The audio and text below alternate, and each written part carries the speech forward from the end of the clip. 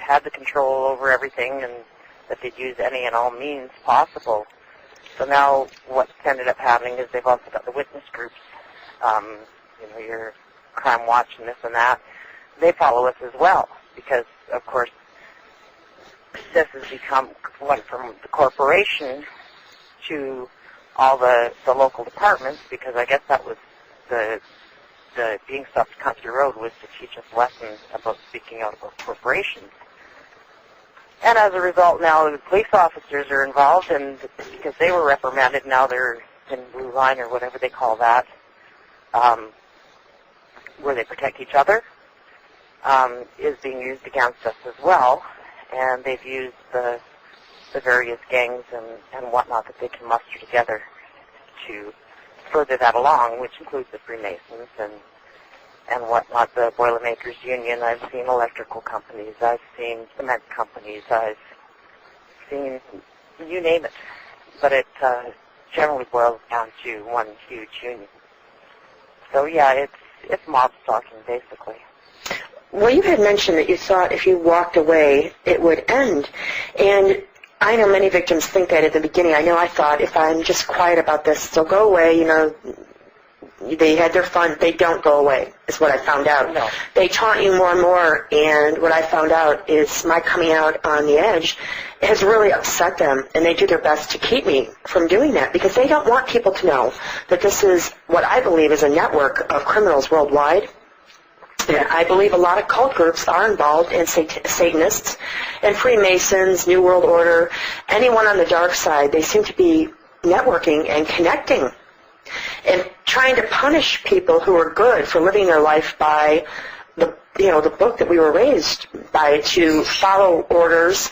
And these people, they seem to not have done that with their life, and they're suffering the consequences, and they feel that now they're going to switch it over to us. We're going to suffer, and they're angry for whatever they've done with their life. They didn't live it right. They're hiding in the dark. I mean, the only thing I can think about is cults and how they really don't work. I read a little bit. I think I had a little bit of a problem with some of the leftovers from Camp Davidian, and I do have problems with pilots from American Airlines. They claim they're pilots from American Airlines, and these are cult type of people. And they have access to scalar weaponry and electromagnetic weaponry, and they're harassing citizens in their home. And I come home every night, and I watch TV, I watch the news. I don't really even go out that much except with friends and family, and never been convicted of a crime, which they said soon they're going to get the Chicago Police Department to set me up. They're going to try to get me. But this is something that they do with all victims. And if you think about it, the only people in the world who don't have jobs or don't work are probably the criminals who haven't been rehabbed or who don't want to be rehabbed, and cults and Satanists. They make their money in a bad way.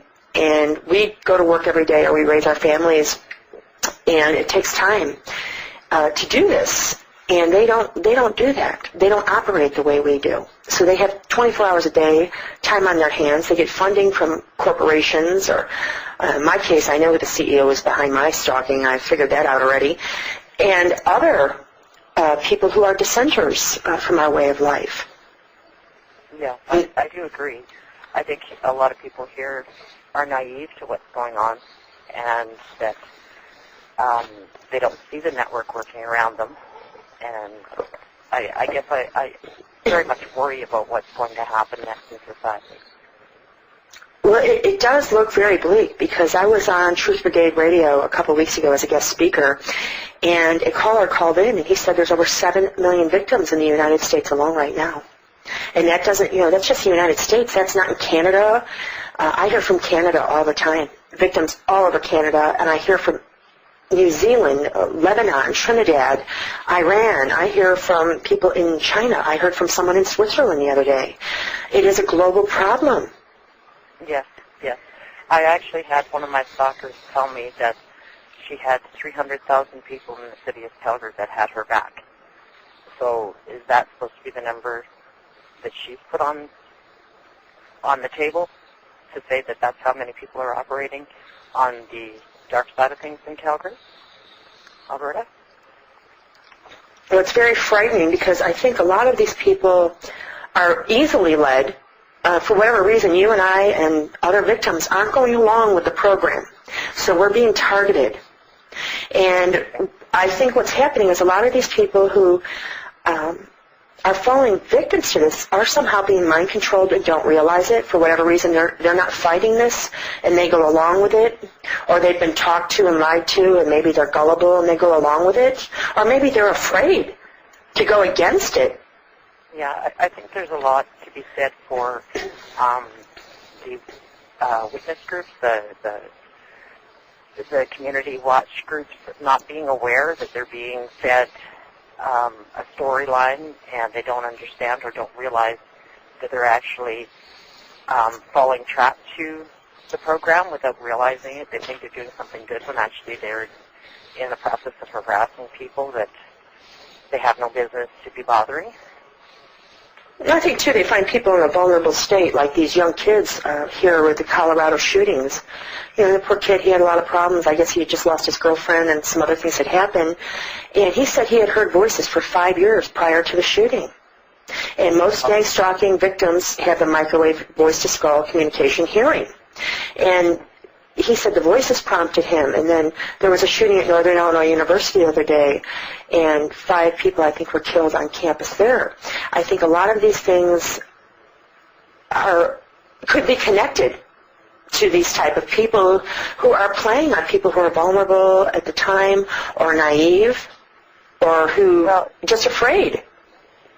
I think in reference to that there are people out there that are trying to make us fear things so that we give up our rights easily. That we don't leave our homes ever again. Well, no, not only that, but just that they have a reason to put concentration camps, like FEMA concentration camps out there. And that as our rights are being taken away, we're supposed to be quiet about it because it's for our good. For example, we just had bomb scares here at one of the local communities. And they paraded all the children into a building. And then the parents weren't allowed to pick them up. Now, why would the parents not be allowed to pick them up? I put that question out there. You know, why wouldn't you be allowed to pick up your child? If you've been evacuated, why do you put them behind lock and key? In a free society, any parent would normally be alarmed by the fact that there's officials that have taken your child and put them under lock and key. Now, they can justify that by saying, oh, look at these shootings, and we had a bomb scare, and we had this and that. But in reality, what is the ploy behind it? If there's a bomb scare, if there's a natural emergency or something, why is it that, like in Canada here, our rights have been taken away? If there's a natural emergency, our mortuaries and our system here totally collapses, and the U.S. system takes it over. I don't know how many Canadians actually are aware of that, but it does put a different perspective on things. They can come take away your homes. They can take away all the people and put them into camps. Now, if you looked at the YouTube and actually went to YouTube and looked up FEMA concentration camps, you would see that they're already in existence, that the political infrastructure is already put those there. So now you think back to your child being marched off to a building. Doesn't that make you worry now? Did they give a reason why they put them under lock and key? No. And they would not give a reason either as to why you weren't able to pick them up. And how long did it take for them to release the children to their parents? It took over 4 hours. With no explanation? No explanation. Other than there's been a bomb scare. So what, they're going to parade your children off the buildings and no one's going to even blink an eye? You know, I question that, and probably that's one reason why